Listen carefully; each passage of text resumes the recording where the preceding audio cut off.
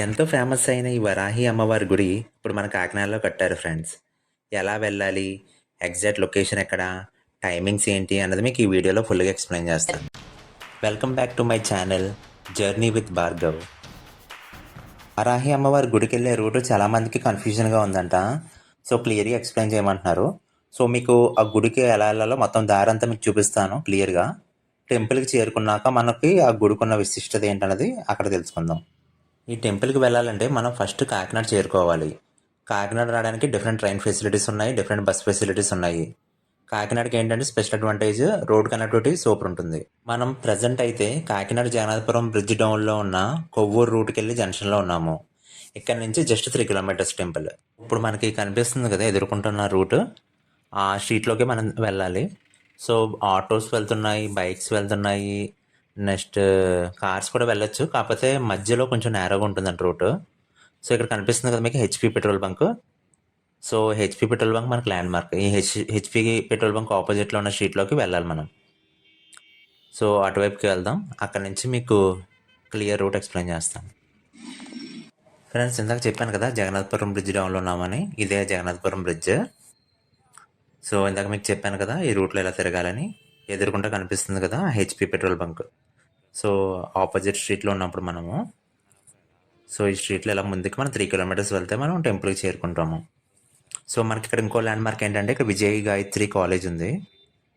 So, ఇదిగో ఇంకొక landmark. ఇక్కడ నుంచి మనకి ఆటోస్ ఉన్నాయి. ఎదురుగుండా స్టాండ్ కనిపిస్తుంది కదా! సో, నంబర్ ఆఫ్ ఆటోస్ వెళ్తాయి మనకి ఇక్కడ నుంచి. సో, ప్రాబ్లమ్ లేదు అది. ఆటో ఛార్జ్ ఏంటంటే మనకి ఎక్కువ మంది ఉంటే సర్వీస్ ఛార్జ్ అయితే నార్మల్‌గా పర్ హెడ్ 30 రూపీస్ తీసుకుంటున్నారు. అదే నార్మల్‌గా మనం కట్టించుకోవాలనుకుంటే 100 రూపీస్ అంట. ఇదే రూట్‌లో మనం అలా స్ట్రెయిట్‌గా వెళ్ళిపోవాలి. మనకు కొంచెం ముందుకు వెళ్ళాక వై జంక్షన్ వస్తుంది. అక్కడ లెఫ్ట్ తీసుకోవాలి. సో, అక్కడి వరకు మనం స్ట్రెయిట్‌గా వెళ్ళిపోవడమే. సో, మనకి ఇలా వెళ్ళే దారిలో మనకొక లెఫ్ట్ సైడ్‌న శివాలయం కూడా కనిపిస్తుంది. సో, ఇలా మనము ఇలా స్ట్రెయిట్‌గా ఇదే రూట్‌లో వెళ్ళిపోవాలి. సో, ఎలా మనం అక్కడ ఏంటంటే మనకి యాక్చువల్లీ గుడి ఉన్నది కొవ్వూరు గ్రామం అనమాట. కాకినాడ కొవ్వూరు గ్రామం అంటారు. కొవ్వూరు అనగానే అందరూ రాజమండ్రి దగ్గర ఉన్న కొవ్వూరు అనుకుంటారు. కానీ కాకినాడ దగ్గరలో కూడా ఇంకొక కొవ్వూరు గ్రామం ఉంది. సో, అది కొంచెం గుర్తుపెట్టుకోండి ఫ్రెండ్స్. సో, రోడ్డయితే బానే ఉంది. కార్స్, ఆటోస్, బైక్స్ ఈజీగా వెళ్ళిపోవచ్చు. కారైతే మాత్రం కొంచెం కొన్ని చోట్ల రోడ్ నేరోగా ఉంది. అక్కడ కొంచెం ఇబ్బంది పడాలి. But okay. ఈ బైపాస్ హైవే ఏంటంటే మనకి పిఠాపురం నుంచి యానంకి కనెక్షన్ అనమాట. కాకినాడ సిటీలోకి వెళ్లకుండా బైపాస్ నుంచి వెళ్తుంది. సో, కనిపిస్తుంది కదా బ్రిడ్జ్. పక్క నుంచే రూట్ ఉంది కానీ అంత రూట్ అంత బాలేదనమాట. ఎత్తు పల్లాలుగా ఉంది. సో, అవాయిడ్ చేయడం బెటర్. సో, ఇందాక చెప్పాను కదా నేను కొంచెం ముందుకెళ్తే వై జంక్షన్ వస్తుందని. ఆ వై జంక్షన్ ఎదురుకుండా కనిపిస్తుంది కదా! ఇదే వై జంక్షను. సో, ఇక్కడ ఏంటంటే మనం లెఫ్ట్ సైడ్‌కి వెళ్ళాలి. ఇలా లెఫ్ట్ సైడ్‌కి ఇలా ముందుకు వెళ్ళాక మీకు రూట్ ఎక్స్‌ప్లెయిన్ చేస్తాను. సో, ఇదే రూట్‌లో మనం లెఫ్ట్ సైడ్‌కి తిరుగుదాం. పదండి. ఇక్కడ చిన్న ఇండికేషన్ కూడా ఉంది. అమ్మవారి ఫోటో పెట్టారు. గుడికి వెళ్ళే మార్గం ఇటని. సో, ఇలా ముందుకు వెళ్ళిపోదాం పదండి. ఇక్కడ ఒక టెంపుల్ కూడా ఉంది. సో, ఇలా లెఫ్ట్‌కి వెళ్ళిపోదాం పదండి.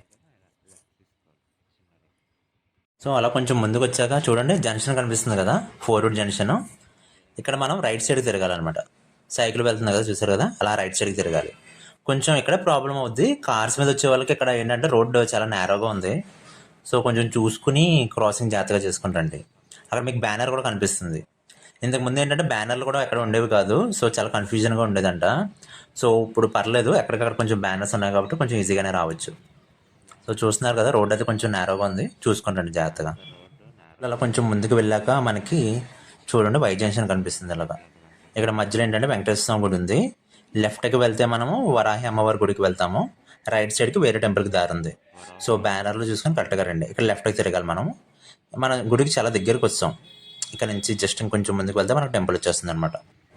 సో, కొంచెం ఆ రోడ్‌లో ముందుకు వచ్చాక రైట్ సైడ్ బ్యానర్ కనిపిస్తుంది కదా! అక్కడ నుంచి జస్ట్ 100 మీటర్స్ అనమాట టెంపుల్.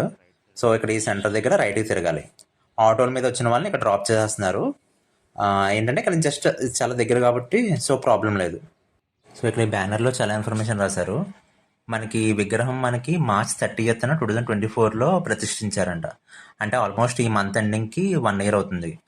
ఈ ఉగాది రోజు ఇక్కడ ఉత్సవాలు జరుగుతాయంట. 1 ఇయర్ అవుతుంది కదా! సో, దగ్గరలో ఉన్న వాళ్ళందరూ కంపల్సరీ వచ్చి అమ్మవారిని దర్శించుకోండి.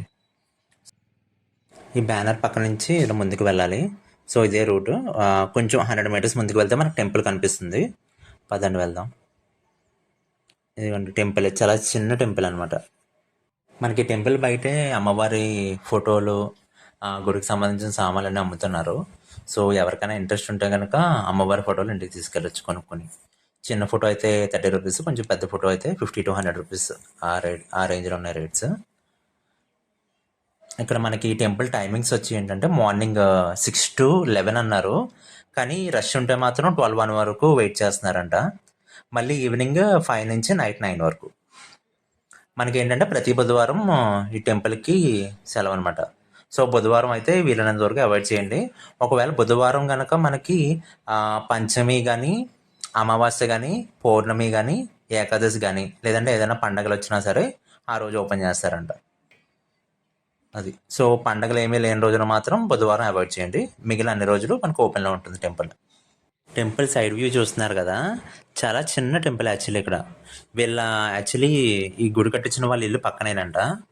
సో వాళ్ళకున్న ప్లేస్లోనే చిన్న ప్లేస్లో ఈ టెంపుల్ కట్టారు. ఎదురుకుంటా చెట్టు ఉంది. సో ఆ చెట్టు వెనకాలే చిన్న ప్లేస్లో ఇలా టెంపుల్ కట్టారు. సో ఇంక పదండి లోపలికి వెళ్ళి దర్శనం చేసుకుందాము. ఈ రోజైతే సోమవారం, సో అందువల్ల కాస్త రష్ తక్కువ ఉంటుందంట. మనకి సోమవారం, శనివారం ఈ 2 రోజులు రష్ తక్కువ ఉంటుందంట. మిగిలిన రోజులు రష్గా ఉంటుందంట. సో ఎవరన్నా ఫ్రీగా దర్శనం చేసుకోవాలనుకునేవారు సోమవారం, శనివారం రండి. మిగిలిన రోజులు రష్గా ఉంటుందంట. సో పదండి మీకు గుడి చుట్టూ ప్లేస్ చూపిస్తాను.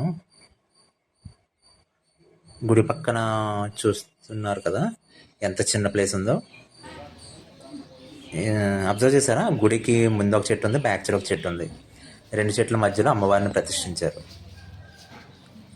అదండి, ఇక్కడ అమ్మవారిని వీక్షించండి, దర్శించుకోండి.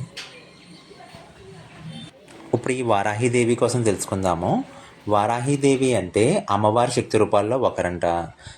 దశమహావిద్యల్లో ఒకరుగా పూజిస్తారంట. మార్కండేయ పురాణం ప్రకారం వారాహి అంటే వరాలిచ్చే తల్లి. గుడి ద్వారం బయట చూస్తున్నారు కదా, చుట్టూ బార్డర్ లాగా అమ్మవారి అష్టాదశ శక్తి పీఠాలను టైల్స్ రూపంలో అంటించారు మొత్తం బార్డర్ అంతా. మనతో మాట్లాడుతున్నారు కదా, ఈయనే ఈ గుడిని కట్టించారు ఇక్కడ. ఓకే